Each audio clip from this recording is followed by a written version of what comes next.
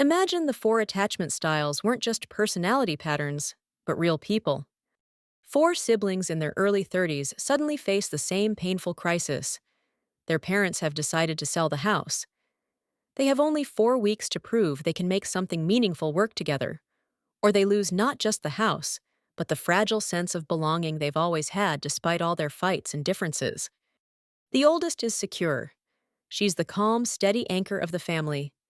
With her warm presence and natural ability to listen without judgment, she organizes things, gives everyone space, and still holds clear boundaries. She works as a therapist and is the only one who's had a truly stable, long-term relationship so far. The others secretly look up to her, even if they'd never admit it out loud.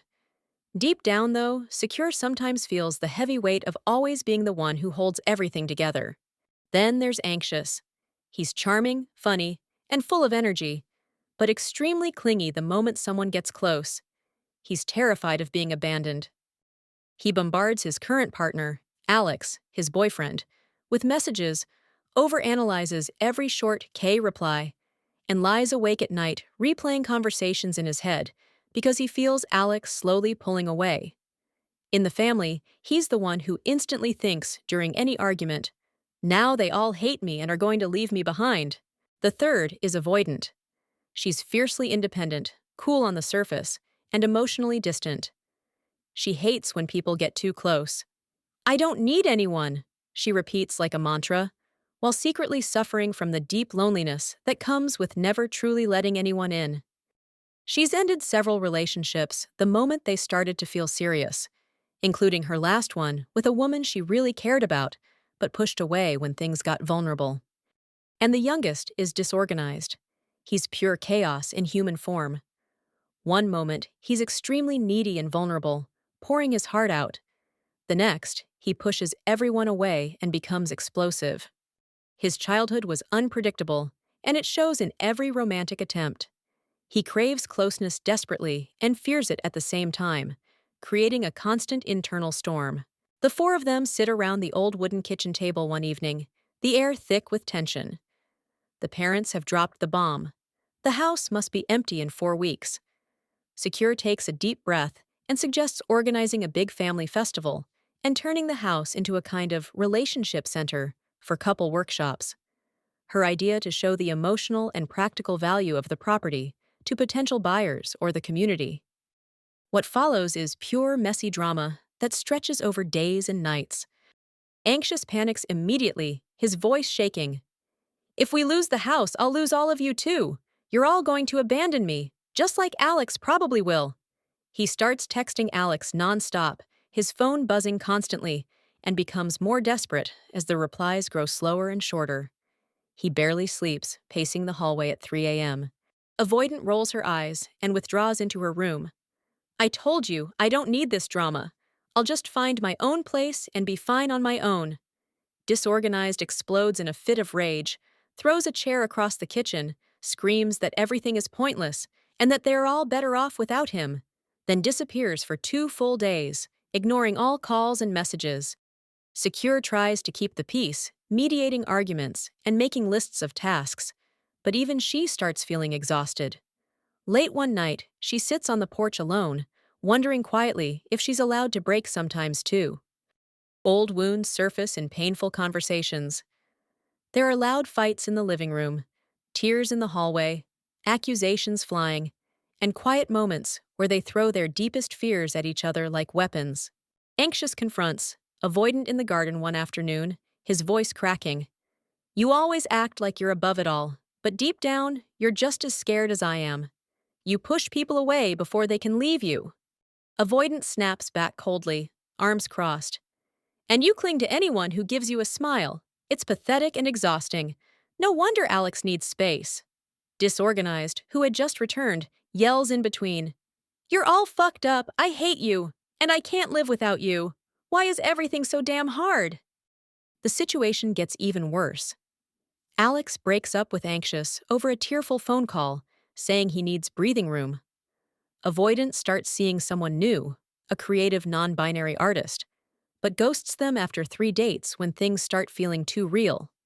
Disorganized falls back into a toxic on-and-off relationship that leaves him drained and angry, almost destroying his motivation for the family project. The renovation stalls, arguments increase, and the festival planning feels impossible. The siblings seem further apart than ever.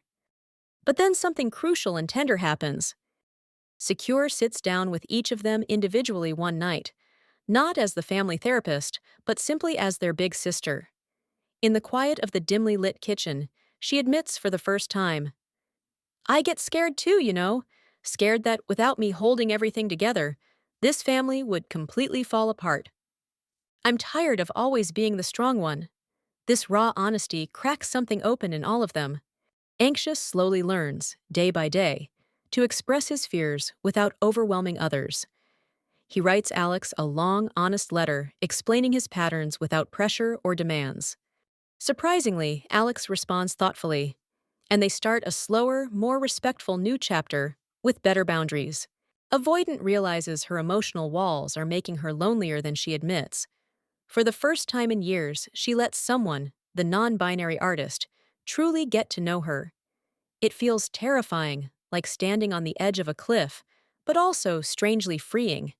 She even shows up to one of the renovation days with her new partner, quietly helping paint walls. Disorganized begins to accept his contradictory feelings instead of fighting them.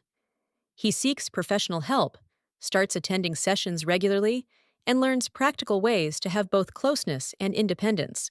For the first time, he manages to apologize to his siblings without immediately exploding again or running away. The four siblings start working together for real. They renovate the house side by side, painting walls, fixing the porch, clearing the garden. They organize the big festival with music, food, and heartfelt workshops where they bravely share pieces of their own stories. Visitors are deeply moved because they see themselves in the characters, the clinging, the distancing, the chaos, and the quiet strength. On the final day, before the parents make their decision, the whole family stands together in the garden at sunset. The house looks alive again, filled with laughter, string lights, and people. Anxious holds Alex's hand tightly, but more calmly.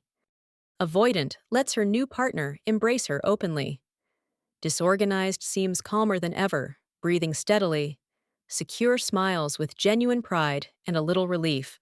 The parents, watching from the porch, see what their children have achieved through struggle and growth. They decide not to sell the house. It will remain a special place where people can learn how to find love and security despite different attachment styles. And the four siblings? They've understood that they need each other, not perfectly, not without conflict, but authentically. Each of them has taken real, meaningful steps towards security, not because they've completely changed who they are, but because they've learned to live their patterns more consciously, with compassion for themselves and each other. In the end, they sit around the kitchen table again, tired but happy, laughing about the chaos of the past weeks. They raise their glasses. "To us," says Secure softly, "to our crazy family, and to the fact that love is possible, even when we're all a little broken."